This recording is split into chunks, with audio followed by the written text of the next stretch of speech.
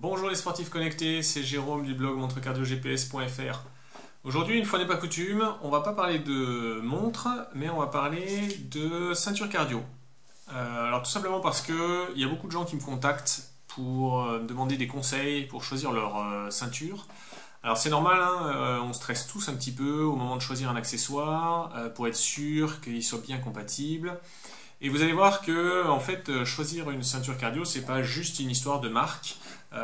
Il y a en fait plusieurs caractéristiques qui font que vous pouvez complètement vous tromper ou alors ne pas avoir toutes les informations que pourrait vous donner une ceinture cardio couplée à une montre.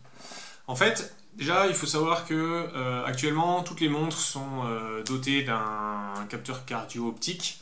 Hein, je pense que la dernière montre que j'ai testée sans capteur optique, ça doit être la Spartan Ultra. Elle est sortie en août 2016. Donc ça commence à dater. Maintenant, elles ont toutes un capteur cardio optique au dos.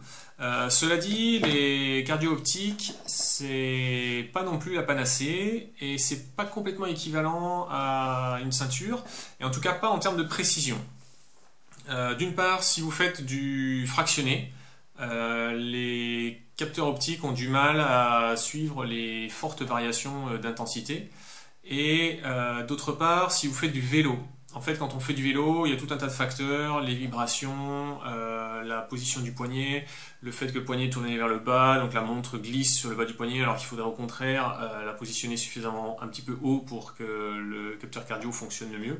D'ailleurs, pour ça, j'ai fait une vidéo qui vous explique comment améliorer la précision d'un capteur cardio optique si vous voulez aller la voir après.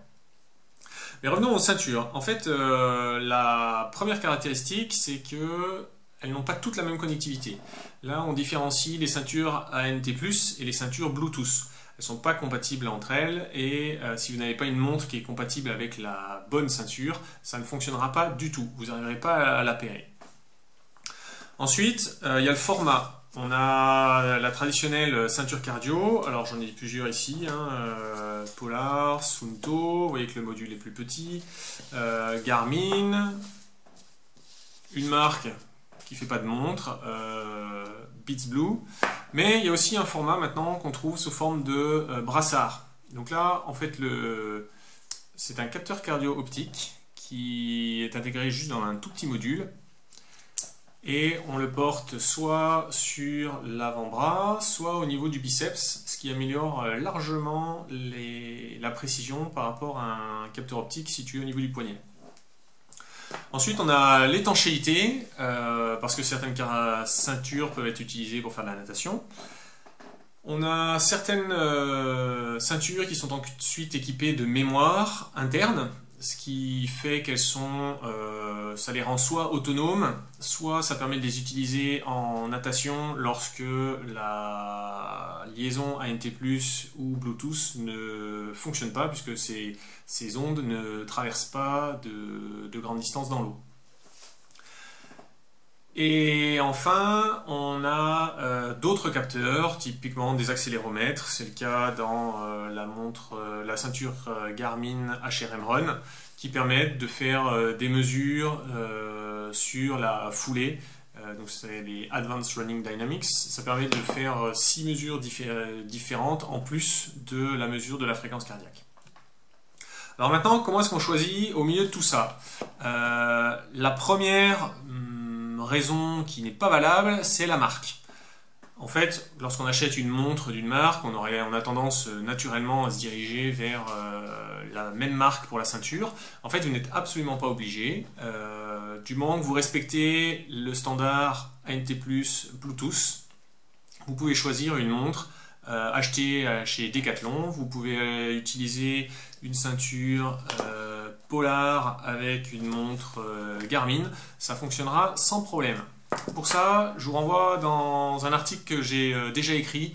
Je mettrai le lien dans la description de cette vidéo, et qui vous présente sous forme de tableau une douzaine de ceintures différentes, de différentes marques, ainsi que 5 ou 6 brassards optiques.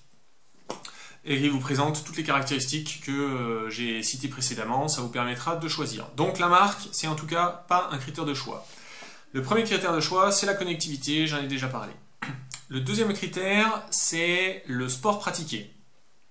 Et plus précisément, si vous voulez faire de la natation et enregistrer la fréquence cardiaque dans l'eau.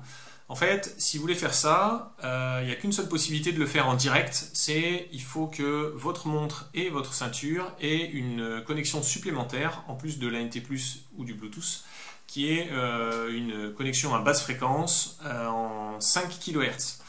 Pour le moment, il n'y a que les ceintures Polar H7 et H10 couplées à leur montre haut de gamme, typiquement la V800, c'est la première qui a été compatible avec ça. Ça permet d'avoir affiché à l'écran la valeur de fréquence cardiaque pendant une séance de natation. L'autre possibilité, c'est d'avoir une ceinture étanche toujours, mais dotée d'une mémoire interne. Et en fait, ce qui va se passer, c'est que la montre va enregistrer les données de nombre de distance ou les données GPS si vous faites de la natation en eau libre, et la ceinture va enregistrer ces données cardio de son côté. Et au moment où vous sortez de l'eau et que vous arrêtez votre séance de natation, la ceinture va transférer toutes les données de cardio, elles seront synchronisées avec le reste des données de l'activité dans la montre, et vous retrouverez toutes les données sur votre plateforme ou dans un fichier si vous voulez l'exporter.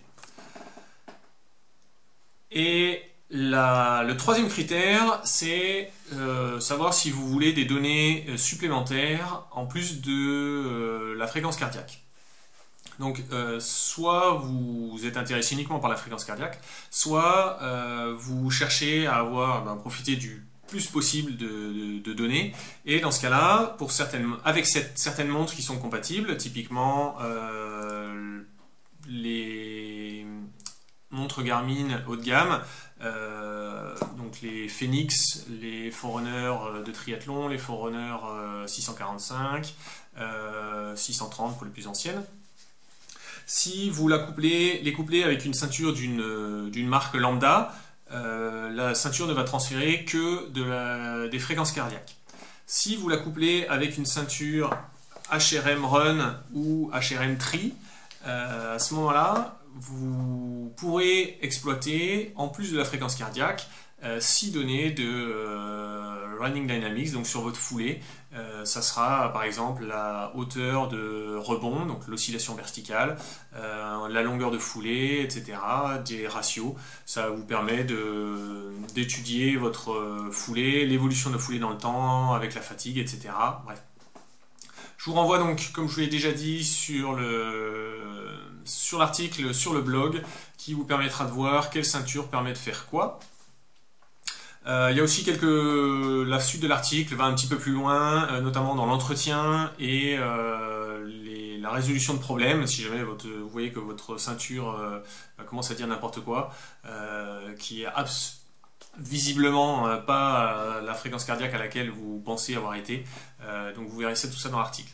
Donc pour moi, la marque n'est pas un critère de choix d'une ceinture cardio. Les 3 critères sont le type de connectivité, pour qu'elle soit bien compatible avec votre montre. Le sport pratiqué, si vous faites de la natation, alors il faudra une ceinture étanche et avec un système pour transférer les données soit dans l'eau, soit juste à la sortie de l'eau. Et enfin, les données que vous souhaitez en tirer, fréquence cardiaque ou un petit peu plus si votre montre le permet.